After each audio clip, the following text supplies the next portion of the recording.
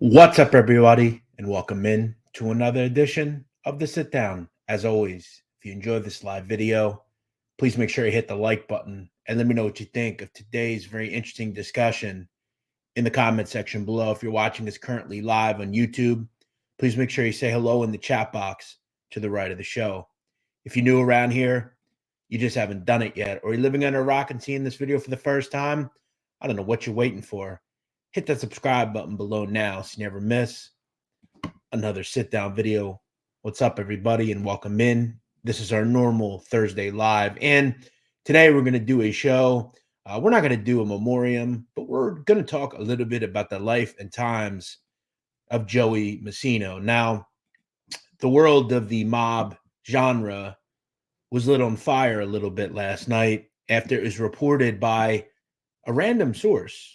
Joey Molino would say that according to him, Joey Massino has died at the age of 80. Now, throughout the night and this morning, I've been trying to get this confirmed. And I know me and Scott Bernstein have been back and forth talking about this. I've spoke to multiple people that have said that they're saying the same thing. I talked to 3 or 4 different people. The problem that you have sometimes when mobsters pass away, there are 2 ways you can find out.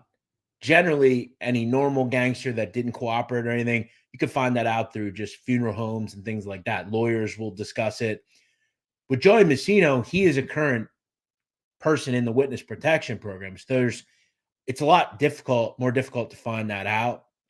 But from 3 or 4 different people that I've spoken to, they've essentially confirmed that Joey Massino has died. Now, I want to today talk about the life of Joe Massino. Because when we think of the Bonanno crime family, right, the name Bonanno, there have been 2 leaders in the history of the family that were transcendent to one of those families. And this is the top level of the mob in this country. This is the 5 families of New York City. This is where the mafia essentially started, right? And when we look at the Bonanno family, Joe Bonanno and Joe Massino are the 2 most transcendent people in the history of the family. You could also probably throw Carmine Galanti in there, but Carmine wasn't in control that long. Joe Massino is a super interesting person. And to me, I think he's one of the most fascinating people ever associated with this world. We have to also remember he was the first true blue boss to flip on his family. But I want to talk about the things Joe Massino did. I want to talk about the things Joe Massino said, because his testimony is quite possibly one of the most interesting things I've ever read. And you learn so much about what that life is through people like Joey Massino.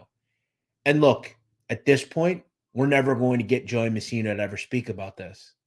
It would have been interesting. It would have been fascinating. From what I understand, Joe Massino has had a lot of health problems in the last several years. And if you read anything in, and as I said last night, Joe Massino has always been around food. If you've ever seen photos of Joe Massino, he definitely didn't miss many meals. Joe Massino had a catering company, JNS Cake. I mean, Joe Massino started in loan sharking through lunch wagons. Joe Massino got into the lunch wagon business, which again is food. He had a restaurant, Casablanca. And I think Frank Fiordolino is going to jump on at some point. Frank knew Joe Massino, was with him. He knew him. We're going to talk to him a little bit about his experiences at some point with Joey Massino. And I really just kind of want to talk a little bit about his life because I find it incredibly interesting. So we'll do that. I'm not going to say hello to everyone. It's going to be a little bit different show today, but I'm going to kind of just talk about a few comments here. Jonathan says, rest in peace. Yeah, listen, we're not one of these channels that's going to be like, look, I think Joe Massino at times was a bit of a shithead in how he dealt with things. I think he hurt his reputation. But I think in the end, for Joe Massino, I don't think he cared about what people thought. I think in the end, it was about he wanted to protect his wife. One thing you have to realize about Joe Massino, and I always found this respectable, as far as we know, Joe Massino has been married since his teens. Joe Massino married his wife when I think he was like 17 or 18. And he's been married to her ever since. And until he cooperated, he provided his wife and his children with a good life. I believe his wife still owns the home in Howard Beach that they lived in. And this is why, guys, I never judge these people. When I was a kid, as this and that, rat this, rat that. And do I think Joe Massino did some shithead things? Yeah, I do. But I get it. I know why he did it. But he also didn't want to die. And he was facing the death penalty. He decided to do it. And I guess he achieved one thing. He died in his own bed.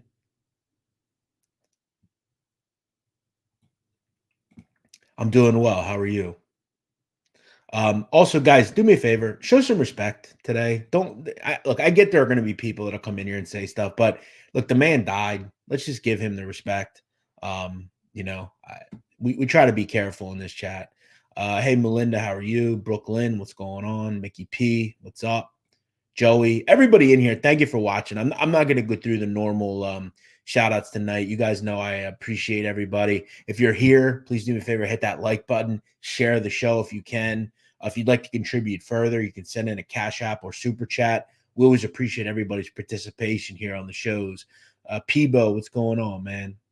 Thank you so much, brother. Thank you so much. Okay, I want to get into the life and times of Joe. And we're not going to go through every single event in his life, but I really have always said, I think Joe Massino is one of the most interesting people ever associated with this world.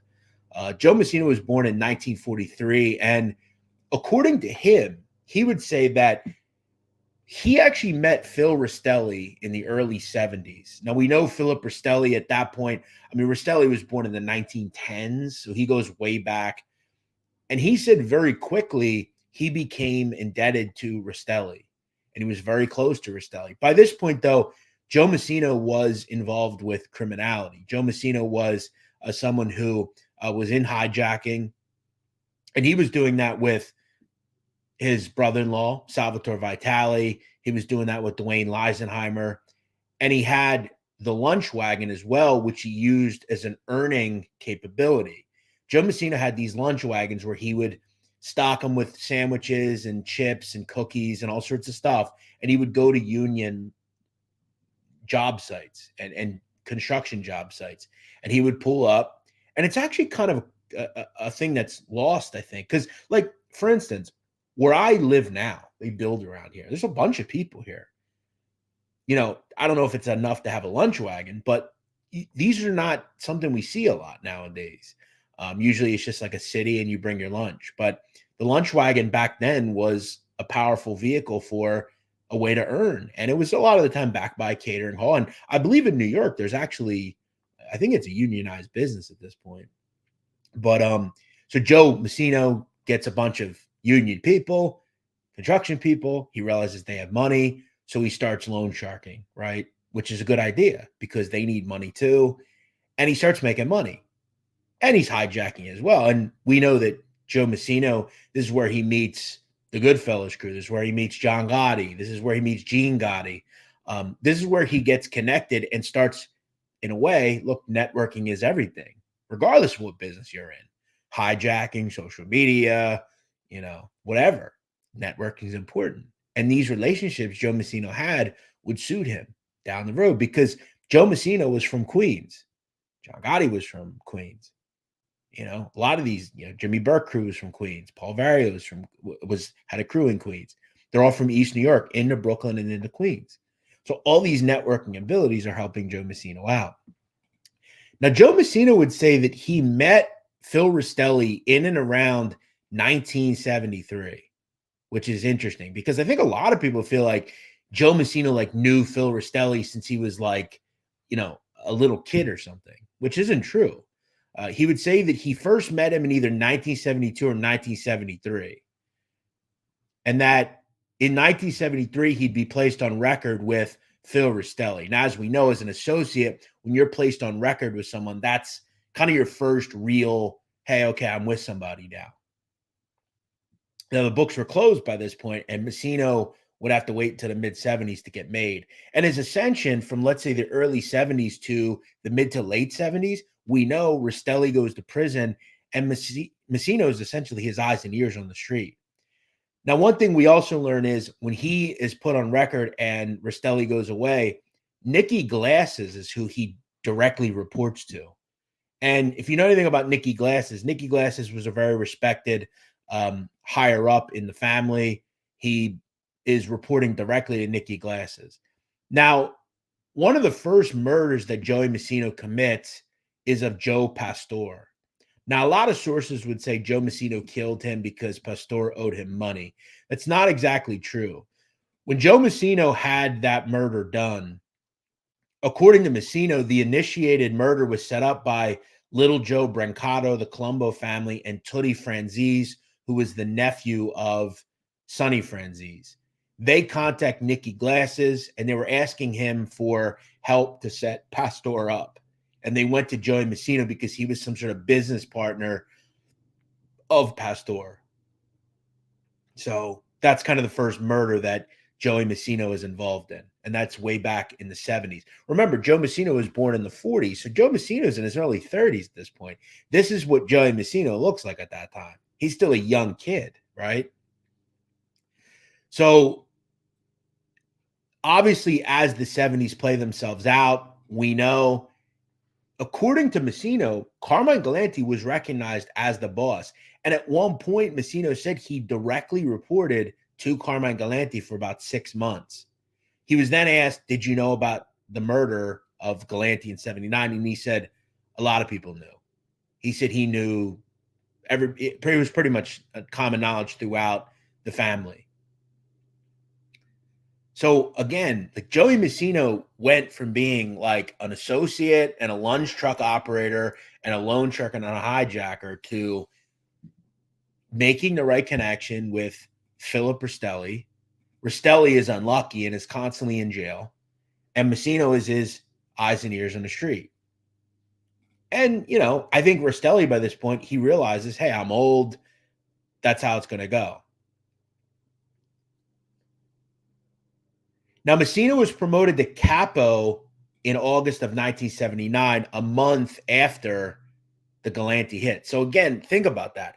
From 73, when he meets Rastelli, till 79, he goes from being an associate to a captain. Very respected quickly. And he had leadership capabilities. He can kill people. He can set people up. But he can also make money. And really from then on, from the early 80s when he's made captain till 2003, Joey Massino becomes one of the most powerful people in New York City, in the mafia. It's that simple. And remember, look at all the things that happened in the 80s. Tony Salerno, Tony Ducks, Jerry Lang, Scopo, you know, Gotti takes over and has Castellano whacked. But all those guys went to jail outside of Gotti and Castellano. All the commission trial happens. And what's the one thing that happens? Bonanno family ain't involved.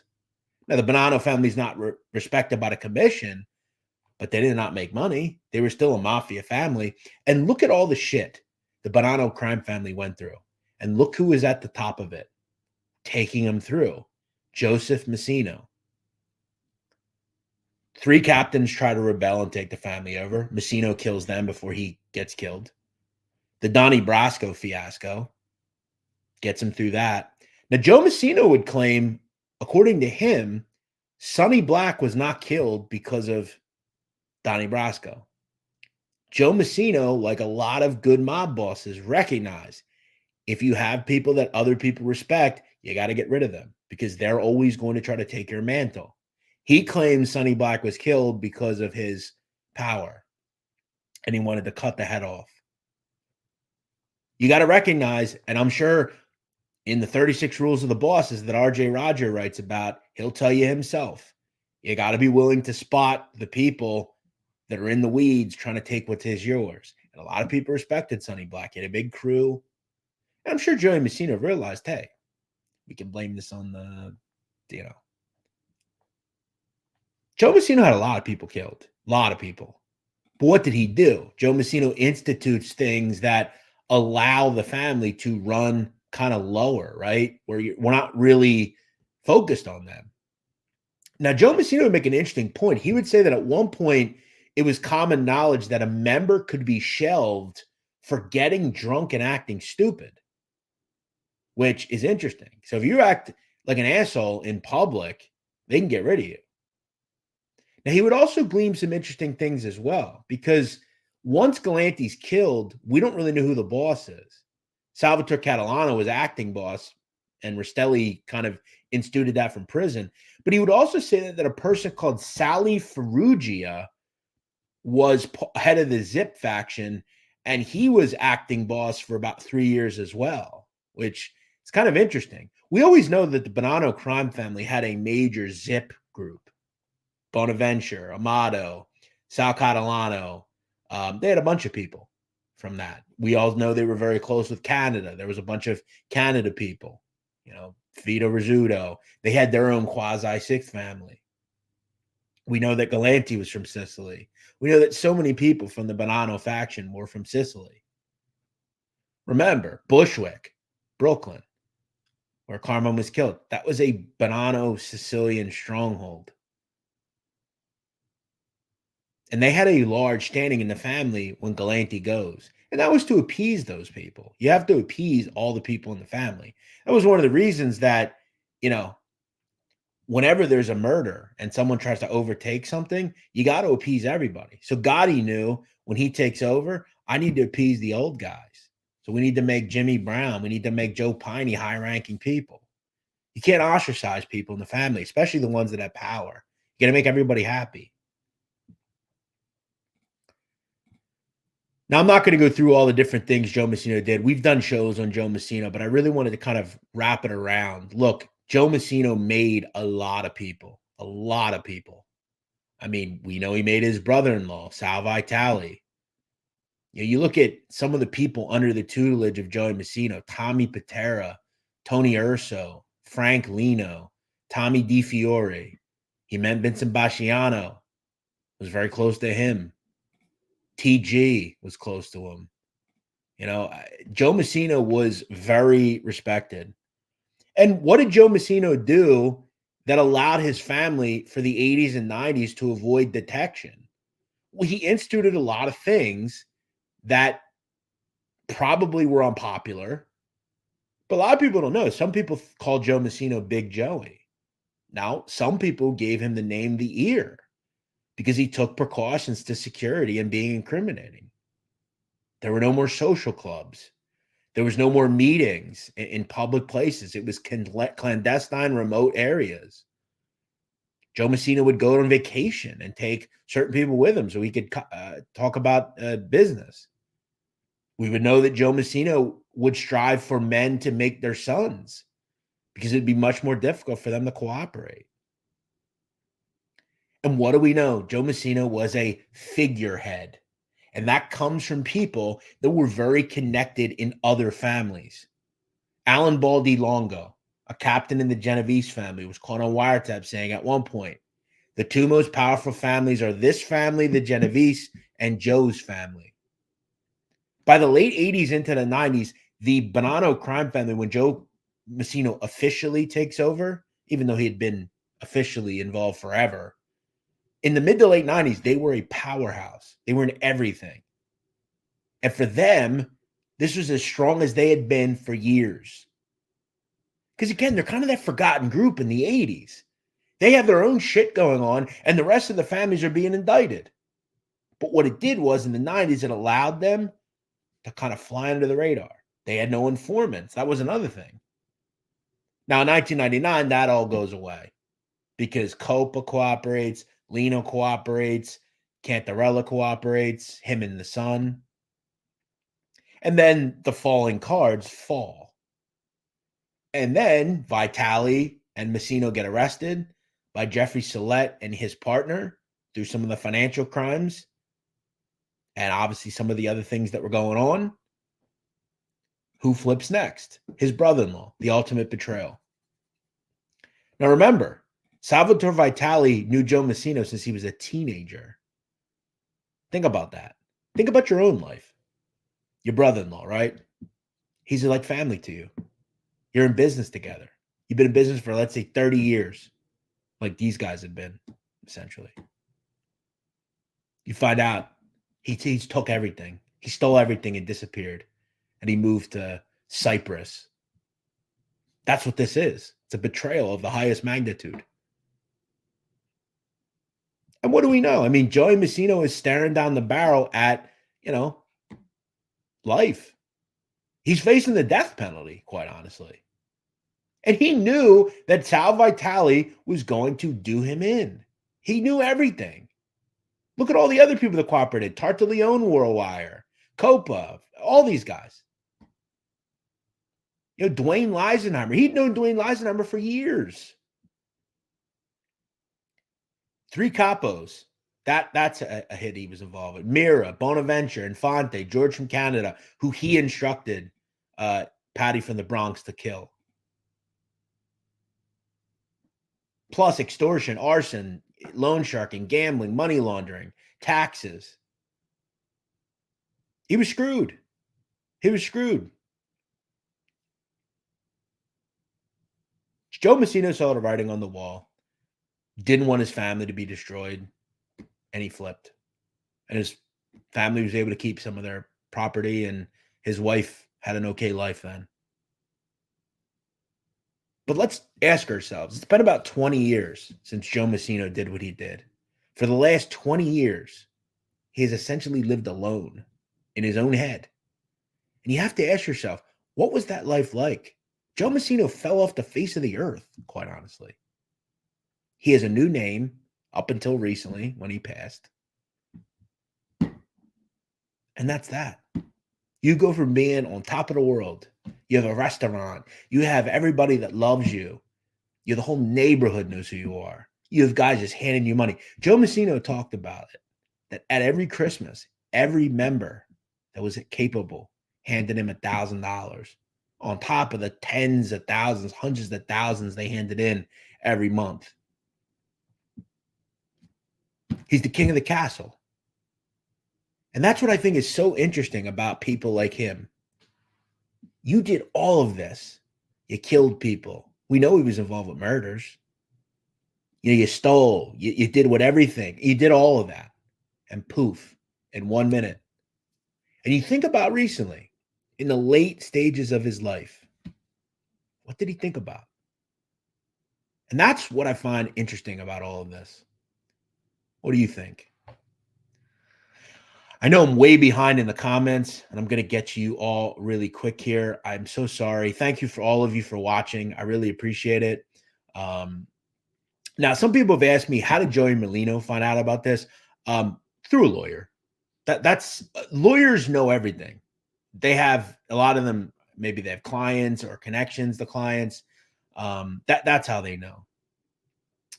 I want to thank some people. Matthew Wells, $20. Thank you, bro. Thank you for your contribution to the channel, man. I really appreciate it. Union Joe, what's going on? Union Joe, $2. Thank you, my friend. Appreciate you jumping on here today and contributing. What else do we have here? Kid Blast, what's going on, Kid Blast? How you doing? Thank you, Eric. I'm glad to help you through your dark time, bro. Thank you so much, man. Really appreciate it. Yeah, they used to go to foreign countries and they'd have meetings. That's not going to happen. I've said before, I'll say it again. Joe Massino and Salvatore Vitale did not communicate with each other. They were on opposite sides of the area. William Milburn, thanks on the information. Thank you on the information about the skinny. Yeah, I hope you enjoy it, man. Hope you enjoy it. What's up, Piat? Thank you so much for being here, man. Thank you so much. Will Moss, $5. Thank you, Will Moss, or €5. The 2 cooperators that couldn't give us the deepest inside info were Massino and Nick Calabrese. Both died in 2023. We'll never hear now. Yeah, it's a good point by you. Listen, we always know that, and when you look at all these guys, right, all the guys I named, a lot of them are actually still alive, interestingly enough. I mean, Tony Urso is still alive. Tommy Patera is still alive. Thomas DiFiore is still alive. Salvatore Vitale is still alive. But there's not a lot left. We have to realize that a lot of these people are biting the dust. And that's just how it goes.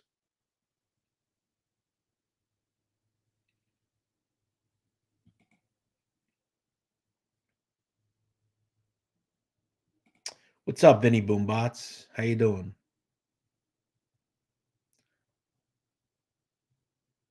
Frank Lino died, yeah, a couple months ago.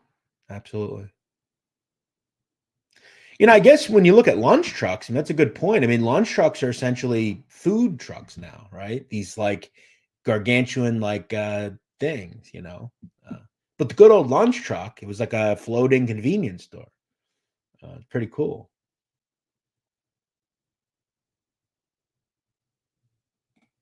Thank you, Joey Merlino. I really appreciate it. Thank you so much. Joe is not mentioned in Donnie Brasco. That's one thing we it would be curious to know what he said about the film. I think you're talking about Nikki Glasses.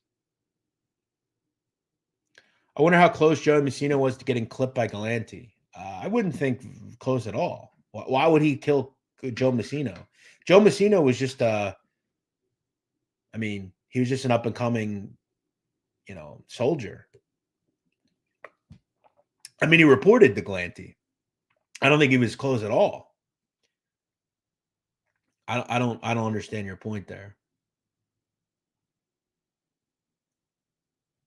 What's up, Johnny B? How you doing?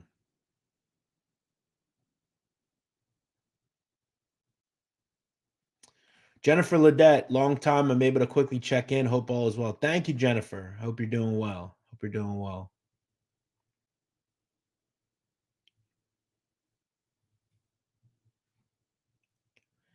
Thank you guys for watching. As always, I really appreciate it. Real system in Bushwick right now. Stay safe, my friends. Stay safe.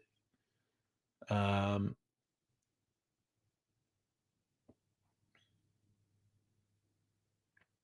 Bear with me, guys. I'm trying to get through the comments here. I have a bunch of them that I've missed. The Deuce, what's going on, brother? Thank you for watching. Appreciate all of you for being here. Almost 500 people here live. Thank you for checking out the show. I hope you enjoy what we're doing. Check out my latest interview with the very interesting Chris Colombo, the son of Joe Colombo. You can find it right now on my channel. I hope you enjoy that. Um, I really appreciate everybody's strong support of what we're doing here. If you'd like to contribute to our channel, make sure you hit that like button. Make sure you share. And if you'd like to, you can send in a super chat. Just hit the little dollar sign at the bottom of the chat box. Um, did Joey Merlino ever meet Don? You meet Joe Massino. Did he ever meet Don the jeweler? I don't believe he did. I think in his testimony he said that he never actually met Donnie Brasco. Mickey P, 20 euros. Thank you, Mickey P. Loving the content. Rest in peace, Big Joey. Thank you, Mickey P. I appreciate that. Thank you for subscribing and being here and helping us out here today. Kyle writes to smash the like button. Yes, please, please. What's up, man? How you doing?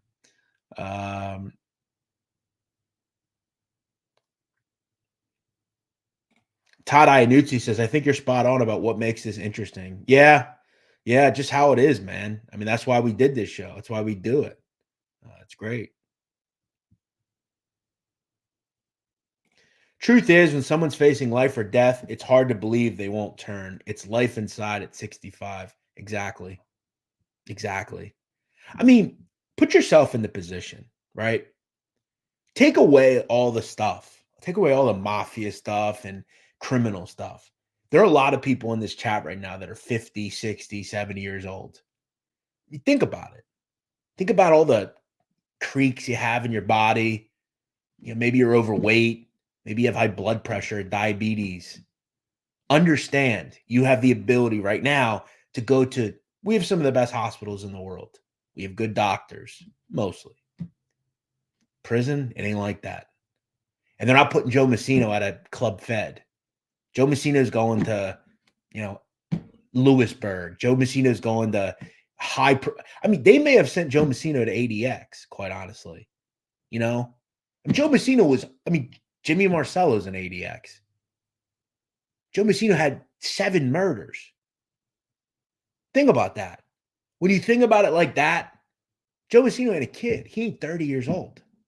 Them 30-year-olds, I don't give a shit. I'll do it. I mean, Vinny Suits is right. Think about it. Joe Massino was born in 1943. In 2003, towards the middle of 2000s. He's in his 60s. He's not in good health. He's overweight. I remember when I was 340 pounds. I don't want to do anything. I don't want to do shit. I don't have energy. I don't want to do anything. Throw in the fact that he's old or older. I'm not blaming him. We know what he did. But all these people that try to sell to you, and again, a lot of them are telling you it, and they're like roofers or something. Like they don't have any connection. It's like, I hate rats. It's like, shut up, man. I mean, you have kids, you have a wife. It's easy to say shit like this sitting behind your computer. I'll never do it. Yeah, because you're alone. You don't have shit. But I'm going to tell you right now, any man, they're going to pick their family over anything. Their wife, their kids, their well-being. And you don't think Joe Massino suffered? No, he definitely did. You don't think, you think his wife's with him? She ain't with him. Joe Massino lived alone the last 20 years, thinking about everything. And I know there's a bunch of people that'll come in here and say, oh, rat this, rat that, you know. But you gotta put yourself into that, you know. I know there are guys that don't, there are guys that do, and Joe shouldn't have. You know, he was a boss. And he took all the money and he took all the glory. But when the going got tough, I get that. But I'm just telling you why I think he did it. So, Neil Manning, thank you for watching, bro. Same to you. Thank you so much, man. Mustang Joe says, I saw Big Joe and Sal at the feast in Ridgewood, Queens back in the 90s. Wow. I'm sure that was quite interesting. Gerard, what's going on, Gerard? No, he isn't. Stop putting that out there, Scott H. You have no idea. Why the hell would Albert Gallo be active? He's in his 90s. Come on, man. Let the guy have a life. Christ. How would you know? I don't mean to be mean, Scott H. Scott H, you've been saying a lot of crazy shit lately. You got to think about what you're saying. Listen, if you want to say Barney Belomo's active, go ahead. Albert Gallo is like 97. Let the guy, just let him die in peace, please. Hey, Dawn, thank you for watching. Thank you for watching. Do I like Notre Dame over Ohio State? I didn't bet that game. If I had to play it, though, I would actually go the other way. Something tells me Ohio State found something last week. You know, to me, it just seems weird that Ohio State is a 3-point favorite on the road. I think they win by a touchdown. Yeah, Vinny Suits really was some great comments today. Vinny Suits, thoughtful, man. Thank you for offering a different perspective from the nonsense we normally hear on here. And I'm not saying from you commenters, but a lot of these creators, it's this and that about, you know, thank you. You've really made some great points. I mean that. Do I like Colorado? No. Guys, we're not talking picks. This is not a betting site. If you want my picks, go to patreon.com/BMOC. You guys can get all my picks. I go over every game. I have my card on there. We have NFL. I mean, check out my picks at patreon.com/BMOC. I dropped the link in the chat. Howdy, Jeff from a rainy Cape Town, South Africa. What's up, Tyrone Kleinsmith? Wow. How about that? I appreciate that, bro. I don't think I've ever seen anyone from Cape Town, South Africa here. That's awesome. Edward Everett. What's going on, Edward Everett? How you doing, bro? How you doing? I'm doing well. How you doing? Yes, they are, Melinda Duncan, and I'm happy to say that. The Chris Colombo interview was lit. Thank you.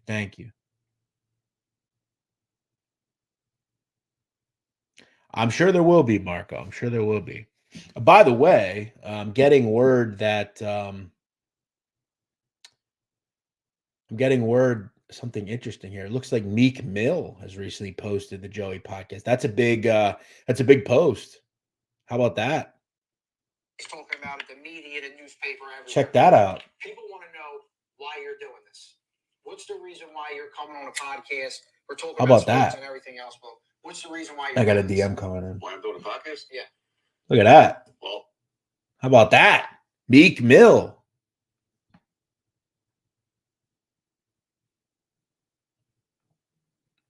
That's dope. Beautiful get for the boys. Beautiful get for the boys.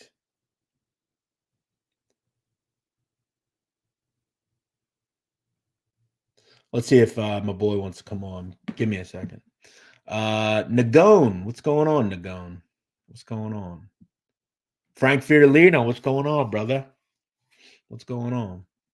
Flash says, I've been listening from day one. Always a good show when you're on the mic. Greetings from Milwaukee. Shout out Milwaukee in the building. M-Town, Wisconsin. Beautiful city. Or state, I'm sorry. Milwaukee's cool too, though. That's an interesting place, Milwaukee. Frank Balistrieri. Thank you, Peebo Reed. I really appreciate that so much.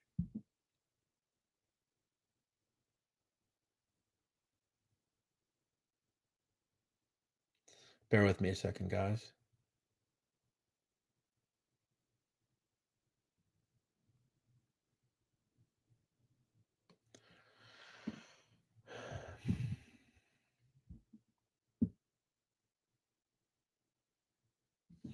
All right. So easy to talk behind a computer. Yeah, it is. Oh, that's the internet for you. What's up, Italiano? What's going on? James McDonald offering some great commentary today. Supporting rats, LOL. Guys, I'm going to put this out there. If anybody has thinking like this, dude, jump on the show right now. I'd love to speak to you, actually. And I'm not threatening you. I'm just curious. I'd like to get in your mind. Jump on the show right now. You got to show your face so I know it's you. But I won't put your face on camera. Jump on the show right now. In fact, you should share your face. Stand by what you say. Stand by what you say. If anybody has feelings like this individual, come on the show right now. I'd like to hear from you. Lou Peduto, what's going on, Lou? Don Vito Casciofero, what's going on, Don Vito? How you doing? Yeah, we said that. We said that. Corey Newcomb says you're extremely talented. Barstool's lost. It's all good. I wish them love, man. Dave Portnoy did a lot for me. Titan Strong says, wasn't Massino responsible for Galanti getting whacked because he was trying to take over Rusty as a boss, or was he just responsible for the 3 Kappas or both? Listen, I'm sure Joey Massino leads on and was involved more than he says.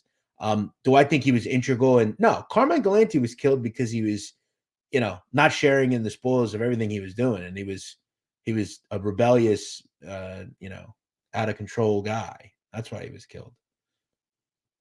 Carmine was boss and was recognized as boss, as Massino says.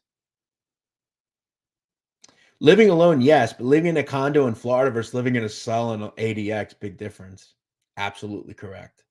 Absolutely correct. It's easy to say. Again, it's easy to say when you're sitting in your nice house or your apartment or in front of the beach or something. I don't think people understand. They'll never understand. And this is what I find so interesting about these people, like that guy that was just here. Do you understand what life in ADX is like? In Big Sandy, in USP Lee, Terre Haute, Lewisburg? Do you understand? I don't think you do. Like, ADX is truly hell on earth. Like, that's the truth.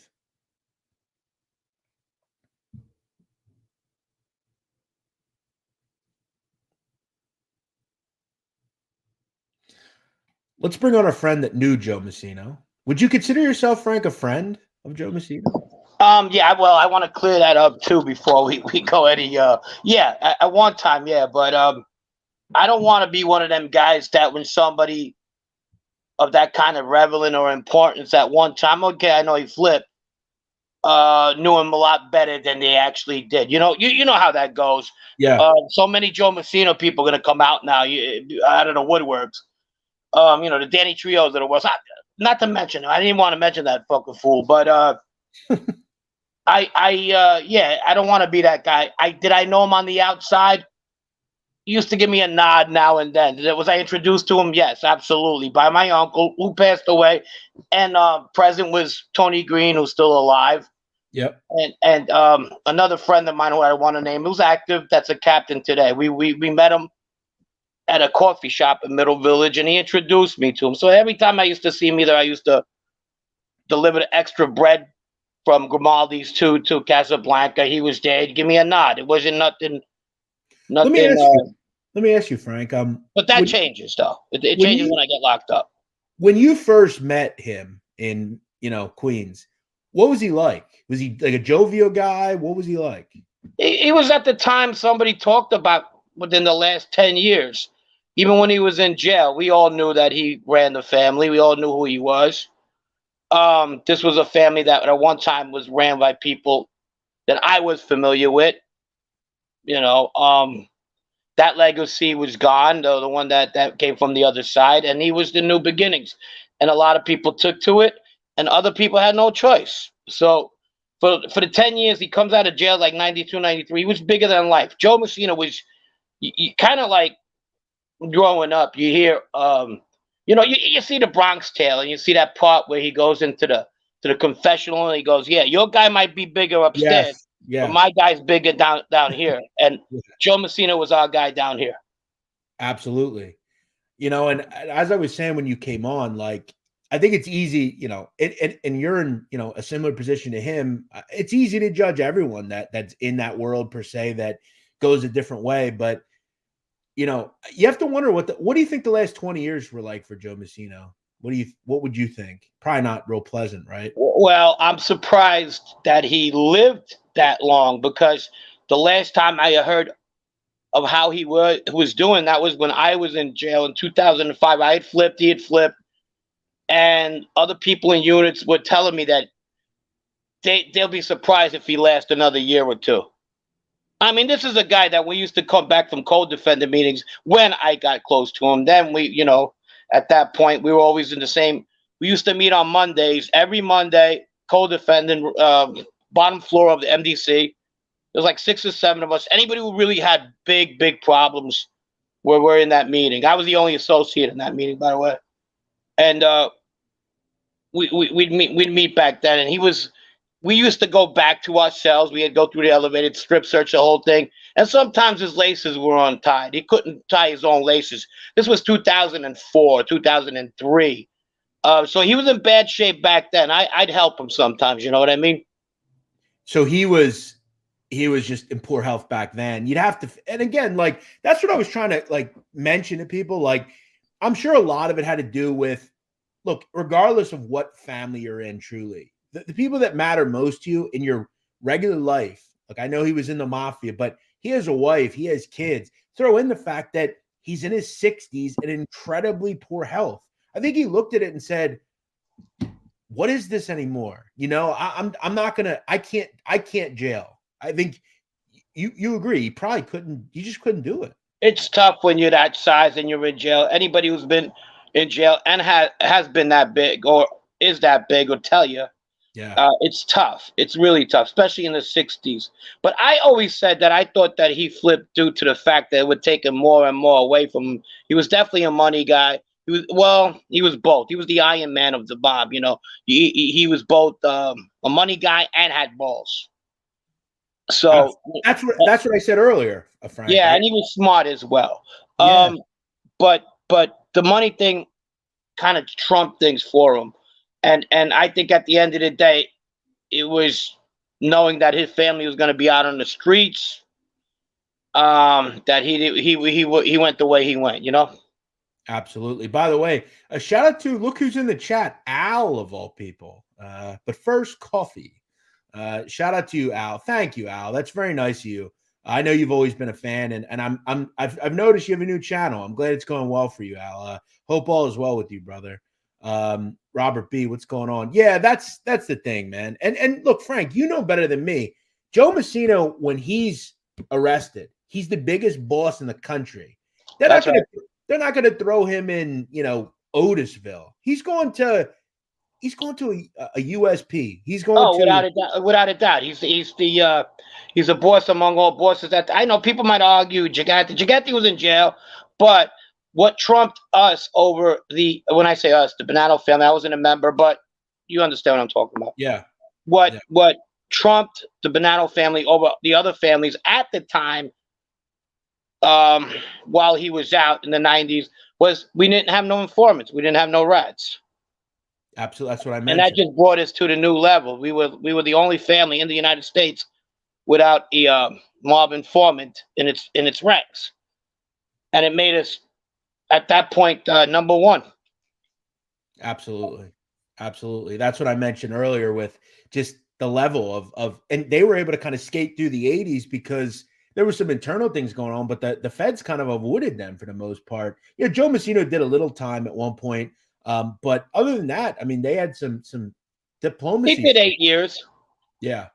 He did 8 years, and things were going his way. It was his family. I mean, his rise to the top was very strategic. You could attribute it to that of Michael Corleone in The Godfather. And let's say Rostelli was actually Don Vito. You know, he waited, he paced, he planned, and little by little, he took out his enemies. Unfortunately, some of the enemies were people from where I'm from. But that's part of the game, I guess. And he got to where he was. He used other families for his crews. He used the Gotti boys over there. You know which one I'm talking about, to do a lot of his just in case things really got bad for him. So he was a master manipulator, and he was good at that's you have to be the boss. Absolutely. And that's what I said earlier. He had the ability to kill. He had the ability to earn. He had the ability to lead. He had the ability to recognize that people were trying to take his spot. He was the ultimate kind of important guy. Matjas Horvat, hey, from Slovenia. What's going on, Matjas? Thank you for watching, man. I really appreciate it. This is a great point by Tony Ducks. My belief is Joey Massino is the most important guy during that time frame. Yeah, you're 100% right. You're 100% right. Tony Duck's a friend, of course. Yeah, I mean, it's like anything else. I've said this before. You do a million things right. The one thing you do wrong, they're going to remember you for that one thing. You know what I mean? Unfortunately, the mortal sin right there is ratting. So everybody's going to always remember him for flipping, Yeah, sure. But I think on this channel, the goal is to kind of do away with just some of that and just really tell more of the story behind the people, because at one point, again, this is the most powerful person in the country from a mob standpoint. And that's just the truth, man. And, living and dying in the ADX is not, it's just whether or not, Joe Massino's life is good the last 20 years, it was way better than it could be. And, also remember, he not only would have been in prison in a bad spot, but his family wouldn't have had shit. They'd be living on, I don't think they'd be living on scraps, but I think he looked out. I mentioned before, Frank, he married his wife, Josephine Vitale, when they were teenagers, Right. That's not, that's old school, Yeah, she being a Sicilian girl at the time, and him of Neapolitan descent, and she probably never thought she'd marry a gangster, being that her family was pretty clean cut, and there you go. Did you ever meet his wife? Yes. It's a nice lady. It was hello and goodbye, especially after it was during we were incarcerated. I used to see her sometimes at the restaurant.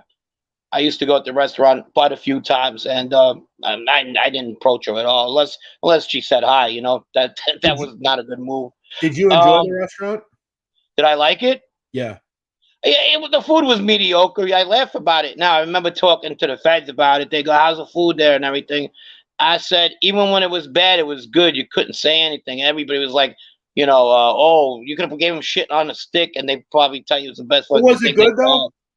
It was okay. It was okay. I got a good food story. Joe D'Amico had a steak. He ate it a quarter of the way and then stuck a knife in the fucking thing. And one of his Joe's lick asses, I think it was Albert, brought it to Joe. Like, what the fuck is this? He called fucking D'Amico like in 2 seconds to come down to the fucking restaurant and explain himself. So he belittled the steak, and Joe Massino got upset about it? No, I don't know if he belittled it. Maybe he was fucking just he was just fucking full. You know what I mean? He didn't think nothing of it. You know. I never met Joe D'Amico, but people who know him tell me he's got that kind of personality, you know? Right. Not even fucking thinking half the time. So I don't know if that's true because I never met him. And the next thing you know, he called him to the fucking restaurant. He'd say, hey, what the fuck's this about? That's hilarious. Will Moss says, Frank, would you have preferred Bonaventure and the Costamolares to take power over Massino? Yeah, of course. I mean, that's where I'm from. Yeah. Yeah, I could have answered. Yeah, but you know, let's get down to it. The Gustavomades that died with Caesar that day. Oh well, when Caesar died, that whole faction died with it. I mean, yeah, there were Gustavomades still in, but they learned to abide the new way. You know, the Joe Massino way, and that was it. I mean, if there was any kind of like resistance, he took care of that. He always was weary of Giorgio. That's why. You know, there's a lot of reasons why Giorgio died, you know. Right. Wise Guy TV. Being one of the strongest zips left in the United States, you know. Right. And I think, again, whether Joe Massino will admit it, that's why he was probably killed. It was not because he called Graziano a junkie, probably. It was more of a... It was a number of things. He could, let's just say if he would have called him a junkie, but yet gave him $1 million a year, he would have lived. This is also a very good point by Wise Guy TV. Well said. It's important also to state that Massino didn't actually flip until he was found guilty on all charges. And after he watched every member after member testify against him, what would I do? That's another really this is why. No, I beg to differ on that, though. He's the boss. Yeah. Now, if you're the low guy in the totem pole and everybody flips on you, then I could see it. But when you're the boss, no, there's no excuse. Carmine Galante's here. How about that? He says Fat Joe Massino played 4D chess in the streets. Okay, well, who to know better than Carmine Galante? I don't know. Yeah, I mean, he was a lunatic. Right, Lilo? Lilo's here. Joe Blog says, I wonder how much Joe Massino had left when he went into the program. What would you estimate it, Frank? Millions? Surely, right? Man, they were giving him a kick in the balls all the time. And it got to the point he was broken.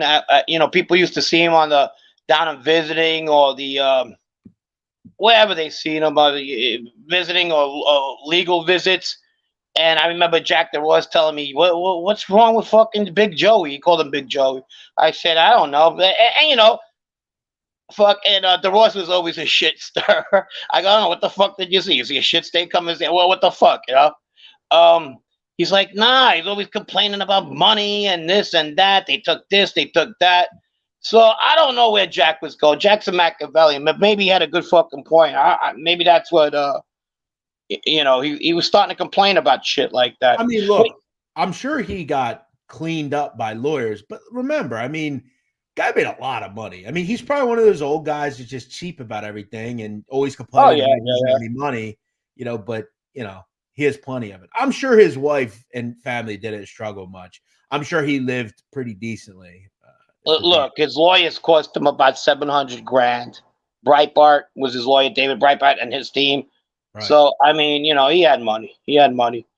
But they were taking away a lot of his stuff. They were squeezing him. Do you think his brother-in-law flipped on him and broke his heart and he just thought, F it? Yeah, I mean, look, he knew Sal Vitale since he was a teenager. I've related it, Frank, to, you know, a regular person. Think if you're in business with your sister's husband. You've known the guy for 20, 30 years. You've been in business with him. You have a nice, successful business. He decides to just disappear and go to another country and you never see him again. That's essentially what happened here. Now, I guess, go ahead.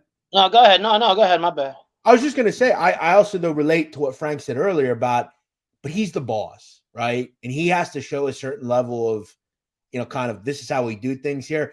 I'm sure he probably looked at it and said, I have this betrayal. I have everyone else is going against me. I don't want to go to prison and I don't want to lose all my money and my wife be on the street. I think Frank made a great point about his health was bad. How big was Joe Massino, you think, weight-wise? When I easy about 360. And how tall was he? About 5'10". Right. That's pretty big. I mean, he was very jovial. He was very nice. We'd hang out. and our legal strategies used to turn into comedy hours while being down there. We emptied all the vending machines. It was like a treat for us to go down there and just shoot this shit, you know? Got up to the point where Monkey Man was like, you know, he's chemically imbalanced. He was like, you know, I really don't want to come down there with you guys because you guys are in trouble. He just forgot that he's involved in the whole fucking. I go, dude, you got to murder yourself. Don't be. Goes, yeah, but you know what? I'm not gonna come there because they're gonna think I got something to do with you guys. Joe goes, tell them to go fuck themselves and stay up there. Don't go, you know, stuff like that. It turned into fucking comedy because we were pretty much fucked, you know. Sure. Yeah, you saw the writing on the wall. Someone says, any news of Vincent Bashana? Vincent's locked up. What do you think he thinks today? He's probably happy, right? You don't give a fuck. I mean, what would you? I mean, if somebody put you in jail for life, you're not gonna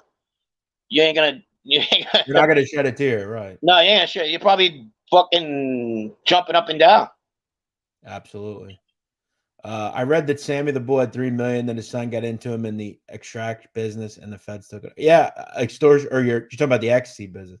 Yeah, I don't know. We don't know much about what he had. All right. Al claims that I was dating a girl whose father was friends with Rusty Rastelli. Rusty was there on the weekend. Why did I feel like, Al, you had some stories? You're holding out on us. You need to tell these stories. Frank, do you think an acting boss or an official boss would rat in today's era? Yes. Yeah, of course. I mean, after Joe, hey, listen, you know, when you hear that question, I never thought that guy, oh, you give that answer. I never thought that guy would rat ever. Yeah. Joe's probably up there by number 3. I would say probably number 1. Absolutely. I'll tell you what, I was in a cell when somebody had given me a paper and said, wow, that big guy up in New York flipped. And I was in another location, and the CEO gives me the paper, and I'm looking at it, and I had to read it twice because I thought Vinny was the one that flipped. And then I looked again on the wire, you know, like Vinny flipped on Joe. I had to read it twice, and I comprehend things pretty well, but I was like in a daze, you know. And then seeing it again, I go, wow, nah, this can't believe it. No, I had to, like, you know, I called my lawyer, and she was like, I see, and you're worried about this, that, and that, because it took me a long time with my decision. So that was evident at the time. Yeah, so it didn't make things better for me, but I still couldn't believe it. Yeah, I'm sure a lot of people had the same feelings when they heard about it. What else do we have here? A lot of good people in here today. Good to see you all. Frank, there's no excuse, no matter what your rank is. But all I'm saying is he waited till he was found guilty, and then he made a smart move, turning that into a deal. Yeah, I guess it was smart. That we're not going to say. I'm not going to say that. I get what Frank said, but I agree with you, Wise Sky TV, as well. If you're Machiavellian type, you need to be extremely ruthless. Yeah. Well, he was definitely Machiavellian. 552 people in here. Welcome in. Thank you for watching. We're rocking here on a Thursday. Frank offering some stories that very few people have. Thank you for giving those, Frank. Well, just wait for my book. What's that? My book will have a couple more, so just wait for my book. Oh, yeah. Frank's book will be out soon. Not soon. It's going to be a while. Well, but anyway. Yeah. There you go. Breitbart was a very good lawyer. Breitbart was a great lawyer. Absolutely. He was very good in ballistics. He was one of those ballistics experts as well. Right, which is important involving murders. Especially in the Sonny Black case, too, because he was in a swamp and they were trying to show where the bullet went or something. He was going that direction. But then after a while, Joe just had bigger fish to fry. They were coming. This was before even Sal flipped. Brooklyn looking great in her photo. Shout out Brooklyn. She says, Frank, good to see you. Same here, Brooklyn. But so there you go. Joey Massino. Listen, all these folks will eventually die.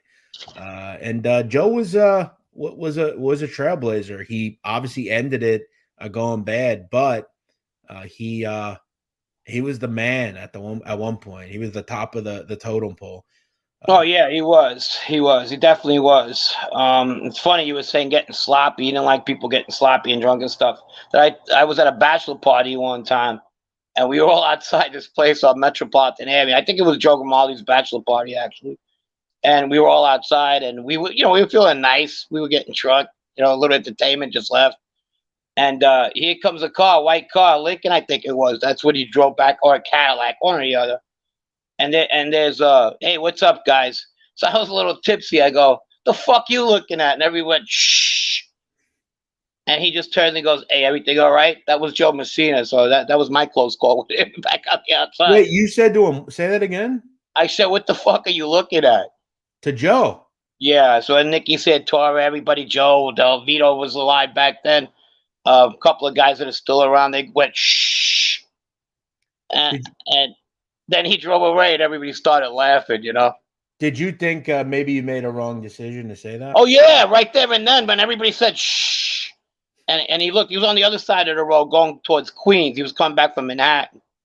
I'll tell you, man, I'll relate that to my world. Last week, I was out, I was drunk, and I threw ice on a friend of mine, a Sicilian friend of mine, and he got real mad. And I'm like, oh shit, I shouldn't have did Oh, that. never throw ice on a Sicilian. No, I'm just picking that up. I don't know what the fuck that means. No, we smoothed it over, and he was like, it's cool, bro. I'm just kidding. But like, he was mad for like 2 seconds, and I'm like, damn, I shouldn't have did that. I would never have did that in real, like, regular life. And yeah, you gotta. I think Joe figured it out that some drunk in the bar, he just like whatever. But then he had to put his comment like, everything okay, guys? Yes. Right. And everyone was like, yeah. And then they just kept on going. Got you. Yeah, that's an interesting story. I'm sure you definitely regretted that at the beginning. Oh, of course. Appreciate everybody watching. We got a lot of people in here, and I'm glad we were able to kind of talk a little bit about the life of Joe Massino. I try to keep these to around an hour. Frank, great stories, man. Look, I've told you before, we should see you on here more. You tell some great stories. You've got some interesting looks into the world of something that we really don't have. So, I appreciate that. We'll look forward eventually to a book, hopefully. Yeah, we're working on it. Me and this other content creator. He's actually an author himself and a criminologist. I could say it's James Buccellato, who also is a Castello Mediz himself. So we're working on something. That's great. Thank you. I appreciate it. Anything else? No, I'm looking forward to that. James is a good guy. So yeah, James, I appreciate you coming on, Frank. Thanks. Thank you for having me, bud. Yeah, talk soon. I'll see you later. See you, bro. As always, Frank delivering great stuff. I mean, Frank lived amongst some interesting people. Frank grew up in a family that was dominated by that world, and he's a guy who I think knows things that very few people do. Was he Joe Massino's best friend? No, but he definitely knew him, and can offer some interesting stories today. Thank you, D. Gainey. I appreciate that. Thank you guys so much for watching. I really appreciate all of you being here. I hope you all have a great day. I'm going to jump off here and get on with some other things that I've got to take care of. I will have a brand new show on Saturday. It is on the Genovese crime family, so make sure you check that out. We'll do some deep research as always. And yeah, I urge you to check that out. Jay Watts, thanks for watching, man. Everybody here, thank you for being here. I really appreciate it.